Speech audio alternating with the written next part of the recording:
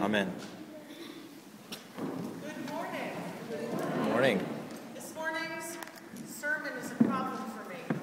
The problem is there's too much to talk about, and I had to weed through a lot of things and cut whole paragraphs out because there's so much we could address today. I did want to mention, you do not hear very often in the Episcopal Church a lot of talk about Satan and the devil, and yet these words have come up no less than 8 times already in the liturgy this morning.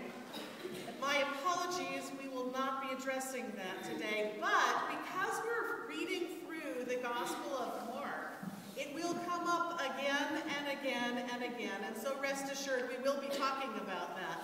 But today I have other things that I need to tell you about. I start this morning with a story. This is a story about a 12-year-old boy. His name is Andrew Jelson, and he and his family attend St. John's Episcopal Church in Sealy, Texas, a town with a population of just over 5,000 people. Andrew serves as an acolyte at St. John's, and he's an honor student at the local junior high school. Andrew's mother was born in Zambia, and while living in Africa in the 1960s, her father was stricken with malaria. It turns out malaria kills more than 1 million people every year. So when Andrew heard that the Episcopal Church has committed to saving over 1 million lives in Africa, he wanted to know more.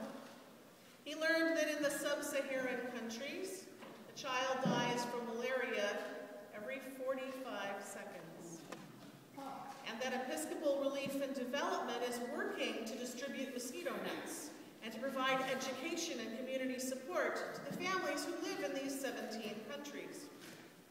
One net can save up to 3 lives, and it costs only $12. So Andrew decided he wanted to help. He did a presentation in church one morning. He told the congregation his story. Then he asked them to help him to collect some funds. His goal was he wanted to send 30 nets to try and help save 90 lives.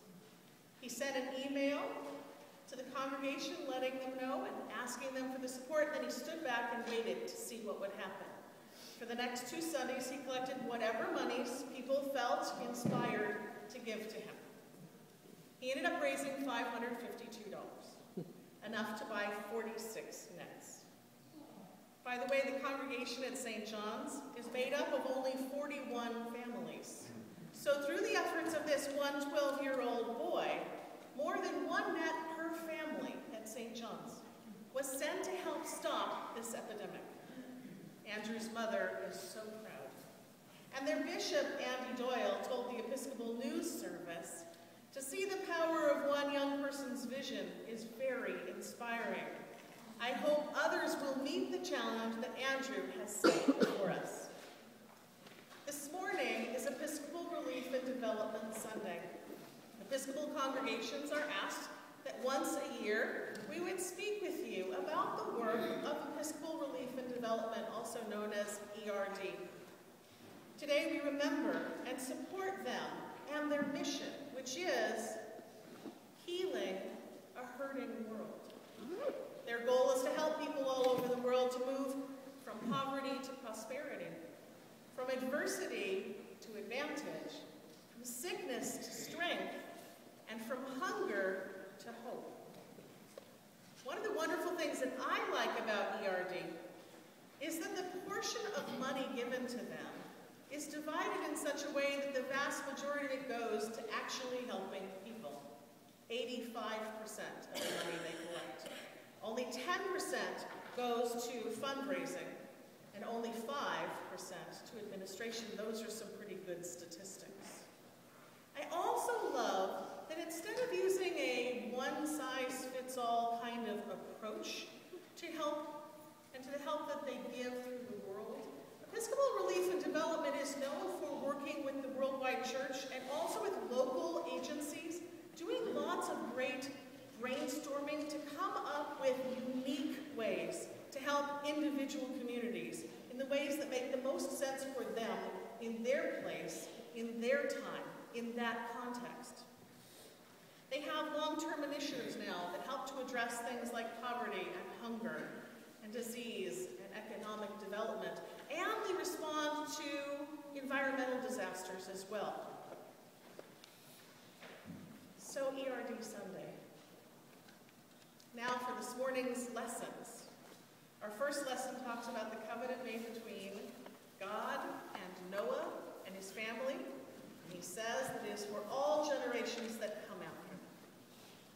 God promises to never again cut off all life by the waters of a flood. And then God's bow is set in the clouds as a sign of this covenant. God desires that which is good and expects that people will behave themselves. But people act up again and again, and some people can be truly cruel and awful to one another. Lent recognizes this imbalance between God's desire for us and our failure to commend the gifts that are in us.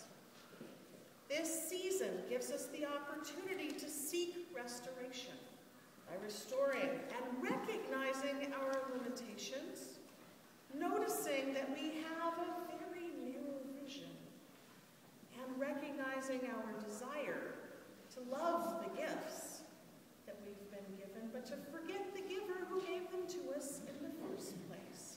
We arrogantly act as if everything that we have is because we deserve it. And we forget that in the eyes of God, nobody is any better than anybody else. This tension continues between God and man. The drama is played out in our gospel lesson this morning. So Jesus comes up from the waters of baptism and is affirmed as God's beloved Son. And what happens next? Immediately the Spirit drives him out into the wilderness, where he has to deal with wild beasts, where he's tended to by angels, where he will be tempted for 40 days. During this season of Lent, we are called to follow Jesus into that wilderness, to face our own 40 days of temptation, and to do our best to live up to our commitments. We may not be as strong or as successful as Jesus. We will likely fall and fail and forget over and over again in these 40 days. But the measure of our success is not found in whether we follow our resolutions perfectly. It's how we respond when we fall, when we forget, when we fail. That will be the measure of our success. Today we heard an account of the baptism story of Jesus. Well, we have baptism stories as well. So this week I ask you to reflect on your own baptism, to think about that, to remember where it happened, find out why it happened, and how you responded. And then to do a little baptismal covenant checkup. How are you doing?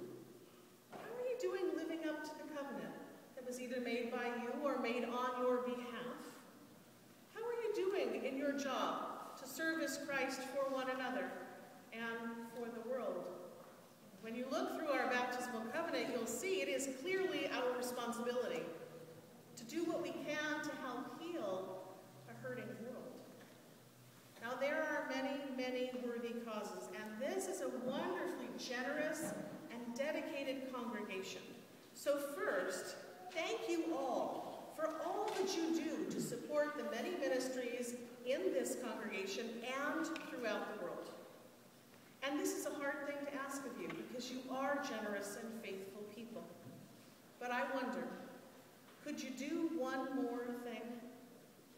Would you join us as we strive to move whole communities from sickness to strength? The Episcopal Church has set out to raise $5 million so that we can present over 400,000 mosquito nets by the time that General Convention begins this July.